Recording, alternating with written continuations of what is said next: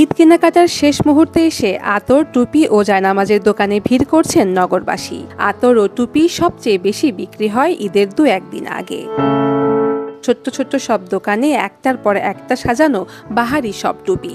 ঈদে নতুন পাঞ্জাবির সঙ্গে মিল রেখে কেউ খুঁজছেন জরির কাজ করা টুপি, কারো পছন্দ ঝিকিমিকি পাথর খচিত টুপি। কেউ নিজের জন্য, কেউ বা সন্তানের জন্য পছন্দসই টুপি কিনতে ঘুরছেন দোকান থেকে আরেক দোকানে। বিক্রেতারা বলছেন এবার বাইরের দেশের বিভিন্ন টুপির জায়গায় বেড়েছে দেশীয় টুপির কদর। আগের থেকে একটু কম, গ্যাসের রমজান যা বেশি এবার একটু কম হয়, কেনাকাটা বেশি একটা সুবিধা না। তারপর ইনশাল্লাহ আলহামদুলিল্লাহ ভালো। তাতে মানে ভালোই চলছে, সব আলিফ কোম্পানির আছে, বাইরে দুবাই আছে, সৌদি আছে, ফ্রান্স, জার্মান, বুঝলেন।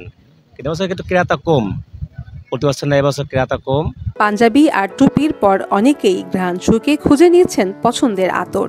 বিক্রেতারাও ঈদের আগ মুহূর্তে ক্রেতাদের হাতে পছন্দের টুপি, আতর, জায়নামাজ কিংবা তসবিহ তুলে দিতে ব্যস্ত সময় পার করছেন। দাম নিয়ে ভিন্ন মত থাকলেও পছন্দের পণ্য কিনে খুশি ক্রেতারা।